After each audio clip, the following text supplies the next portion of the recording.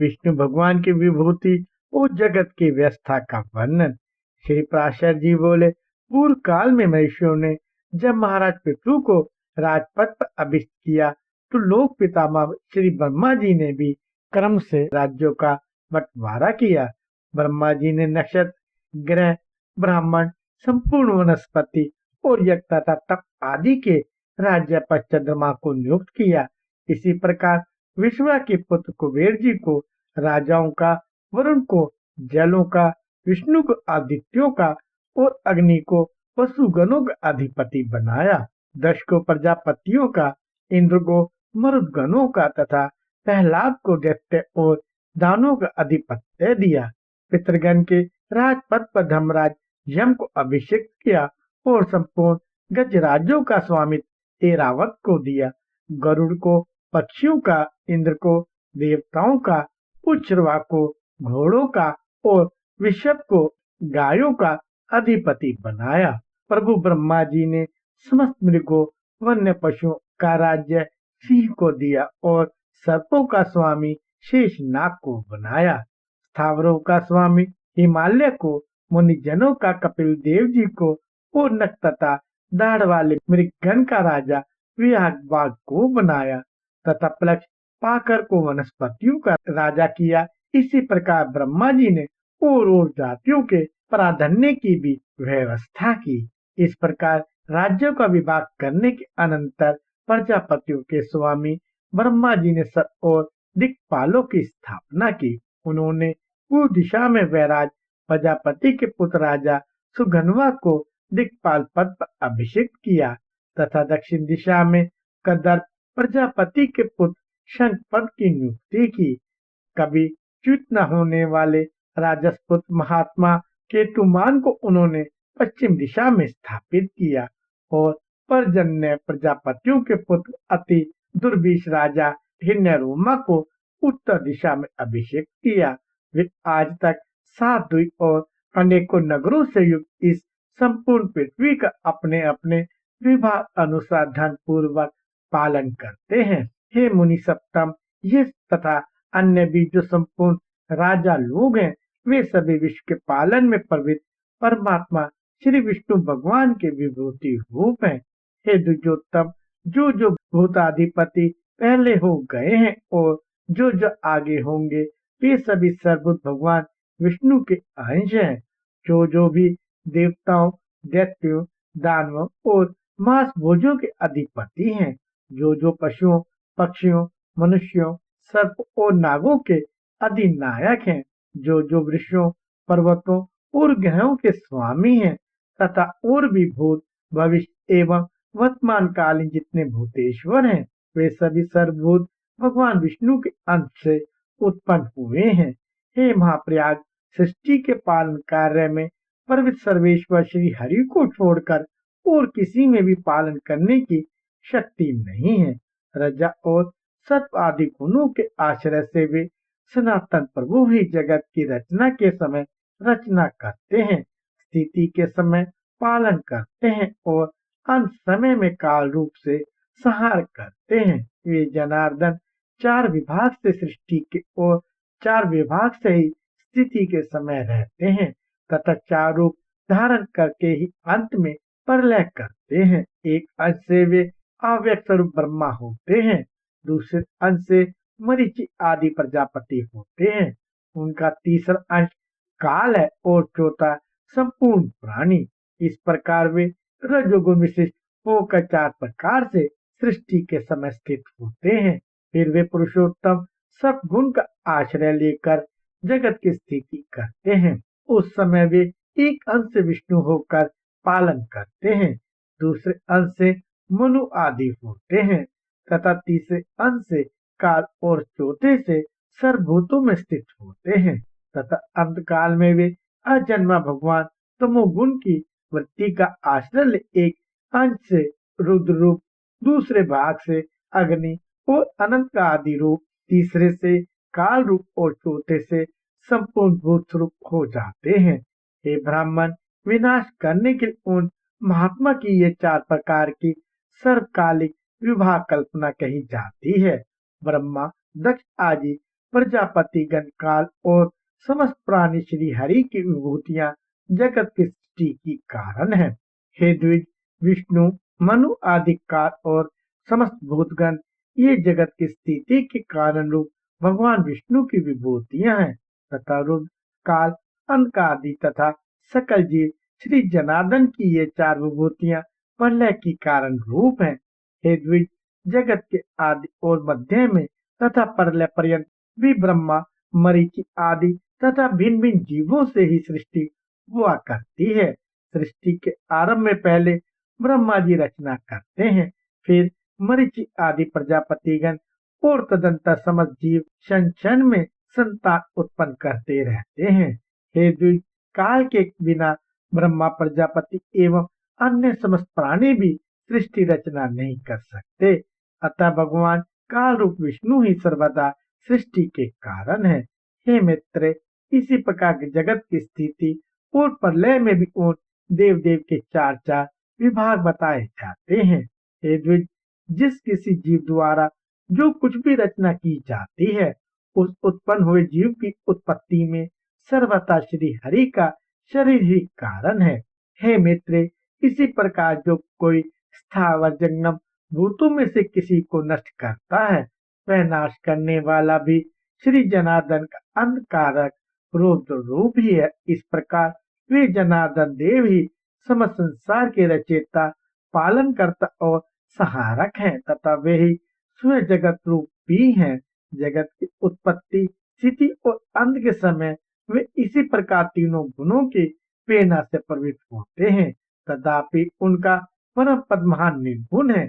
परमात्मा का वह स्वरूप ज्ञान में व्यापक, स्वयं वेद्य, स्वयं प्रकाश और अनुपम है तथा वह भी चार प्रकार का ही है। श्री मैत्रेय जी बोले, हे मुनि, आपने जो भगवान का परम पद कहा वह चार प्रकार का कैसे है, ये आप मुझसे विधि पूर्वक कहिए। श्री पराशर जी बोले, हे मैत्रेय, सब वस्तु का जो कारण होता है वह उनका साधन भी होता है, और जिस अपनी अभिमत वस्तु की सिद्धि की जाती है वह साध्य कहलाती है। मुक्ति की इच्छा वाले योगी जनों के लिए प्राणायाम आदि साधन है और पर ब्रह्म ही साध्य है, जहाँ से फिर लौटना नहीं पड़ता। हे मुने, जो योगी का मुक्ति का कारण है वे साधनालंबन ज्ञान ही उस ब्रह्मभूत परम पद का प्रथम भेद है। क्लेश बंधन से मुक्त होने के लिए योगाभ्यासी योगी का साध्य रूप जो ब्रह्म है, हे महामुनि, उसका ज्ञानी आलम्बन विज्ञान नामक दूसरा भेद है। इन दोनों साध्य साधनों का अभेद पूर्वक जो द्वितीय में ज्ञान है उसी को मैं तीसरा भेद कहता हूँ। और हे महामुनि, उक्त तीनों प्रकार के ज्ञान की विशेषता का निराकरण करने पर अनुभव और आत्मस्वरूप के समान ज्ञान स्वरूप भगवान विष्णु का जो निर्व्यापार, अनिर्वचनीय, व्याप्ति मात्र, अनुपम, आत्मभूत स्वरूप, सत्ता मात्र, अलक्षण, शांत, अभय, शुद्ध, भावनातीत और आश्रयहीन रूप है, वह ब्रह्म नामक ज्ञान उसका चौथा भेद है। हे द्विज, जो योगी जन अन्य ज्ञानों का निरोध कर इस चौथे भेद में ही लीन हो जाते हैं, वे इस संसार क्षेत्र के भीतर बीजोरोपण रूप कर्म करने में निर्बीज, वासना रहित होते हैं। अर्थात वे लोक संग्रह के लिए कर्म करते भी रहते हैं तो भी उन्हें उन कर्मों का कोई पाप पुण्य रूप फल प्राप्त नहीं होता।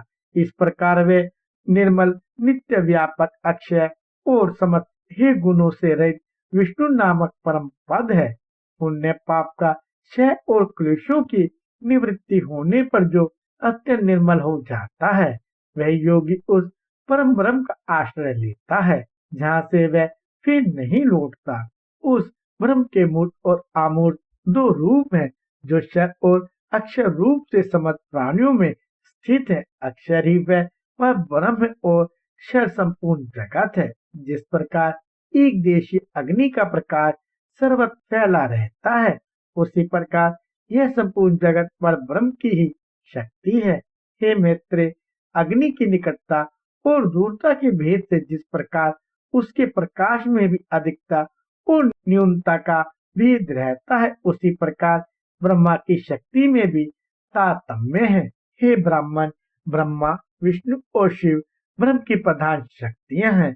उनसे न्यून देवगण है और उनके अनंतर दक्ष आदि प्रजापति गण है। उनसे भी न्यून मनुष्य, पशु, पक्षी, मृग और सरीसृप आदि हैं तथा उनसे भी अत्यंत न्यून वृक्ष, गुल और लता आदि हैं। अतः हे मुनिवर, आविर्भाव उत्पन्न होना, तिरोभाव छिप जाना, जन्म और नाश आदि विकल्प युक्ति यह संपूर्ण जगत वास्तव में नित्य और अक्षय ही है।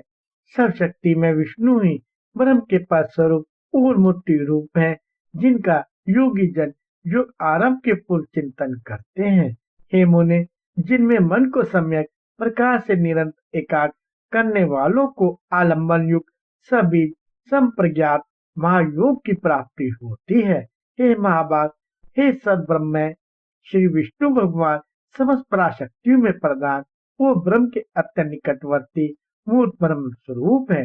हे मुने, उन्हीं में यह संपूर्ण जगत ओतप्रोत है, उन्हीं से उत्पन्न हुआ है, उन्हीं से स्थित है और वे ही समस्त जगत है।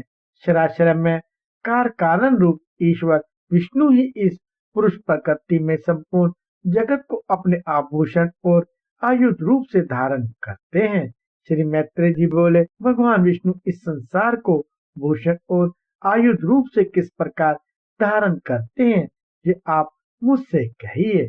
श्री पराशर जी बोले, हे मुने, जगत का पालन करने वाले आप प्रेम में श्री विष्णु भगवान को नमस्कार कर अब मैं जिस प्रकार वशिष्ठ जी ने मुझसे कहा था मैं तुम्हें सुनाता हूँ। इस जगत के निर्लेप तथा निर्गुण और निर्मल आत्मा को अर्थात शुद्ध क्षेत्रज्ञ स्वरूप को श्री हरि कौस्तुभमणि रूप से धारण करते हैं। श्री अनंत ने प्रधान को श्री वत्स रूप से आश्रय दिया है और बुद्धि श्री माधव की गदा रूप से स्थित है। भूतों के कारण तामस अहंकार और इंद्रियों के कारण राजस अहंकार, इन दोनों को वे शंख और शांग धनुष रूप से धारण करते हैं। अपने वेग से पवन को भी पराजित करने वाला अत्यंत चंचल सात्विक अहंकार रूप मन श्री विष्णु भगवान के कर कमलों में स्थित चक्र का रूप धारण करता है। हे द्विज, भगवान गदाधर की जो मुक्ता, माणिक्य, मरकत, इंद्रनील और हरिकमयी पंचरूपा वैजयंती माला है, वह पंचतन मात्राओं और पंचभूतों का ही संघात है। जो ज्ञान और कर्म में इंद्रियां हैं, उन सबको श्री जनार्दन भगवान बाण रूप से धारण करते हैं। भगवान अच्युत जो अत्यंत निर्मल खड़ग धारण करते हैं, वह अविद्यामय कोश से आच्छादित विद्यामय ज्ञान ही है। हे मैत्रेय, इस प्रकार पुरुष प्रधान बुद्धि, अहंकार, पंचभूत, मन, इंद्रिया तथा विद्या और अविद्या सभी श्री हरि केश के आश्रित हैं। श्री हरि रूप रहित होकर भी मायामय रूप से प्राणियों के कल्याण के लिए इन सबको अस्त्र और भूषण रूप से धारण करते हैं। इस प्रकार वे कमल नयन परमेश्वर सविकार प्रधान निर्विकार पुरुष और संपूर्ण जगत को धारण करते हैं। जो कुछ भी विद्या, अविद्या, सत, असत और अव्यय रूप है, हे मैत्रेय, वह सब सद्भूतेश्वर श्री मधुसूदन में ही स्थित है। कला, काष्ठा, निमेष, दिन, ऋतु, अयन और वर्ष रूप से वे काल स्वरूप निष्पाप अव्यय श्री हरि ही विराजमान है। हे मुनि श्रेष्ठ, भूलोक, भूलोक और स्वलोक तथा मैं जन, तप और सत्य आदि सातों लोग भी सर्वव्यापक भगवान ही है। सभी पूर्वजों के पूर्वज और समस्त विद्याओं के आधार श्री हरि ही स्वयं लोक में स्वरूप से स्थित है। निराकार और सर्वेश्वर श्री अनंत ही भूत स्वरूप होकर देव, मनुष्य और पशु आदि नाना रूपों से स्थित है। ऋग, यजु, साम और अथर्ववेद इत्यादि महाभारत आदि उपवेद, आयुर्वेद आदि वेदांत वाक्य, समस्त वेदांग, मनु आदि कथित समस्त धर्म शास्त्र, पुराण आदि सकल शास्त्र, आख्यान, अनुवाक, कल्पसूत्र तथा समस्त काव्य, चर्चा और राग रागनी आदि जो कुछ भी है, वे सब शब्द मूर्तिधारी परमात्मा विष्णु का ही शरीर है। इस लोक में अथवा कहीं और भी जितने मूर्त अमूर्त पदार्थ हैं वे सब उन्हीं का शरीर है। मैं तथा यह संपूर्ण जगत जनार्दन श्री हरि ही हैं। उनसे भी और कुछ भी कार्यकारिणी नहीं है। जिसके चित्त में ऐसी भावना है उसे फिर देहजन्य रोग द्वेष आदि द्वंद्व रूप रोग की प्राप्ति नहीं होती। हे द्विज, इस प्रकार तुमसे इस पुराण के पहले अंश का यथावत वर्णन किया। इसका श्रवण करने से मनुष्य समस्त पापों से मुक्त हो जाता है। हे मैत्रेय, 12 वर्ष तक कार्तिक मास में पुष्कर क्षेत्र में स्नान करने से जो फल होता है वह सब मनुष्यों को इसके श्रवण मास से मिल जाता है।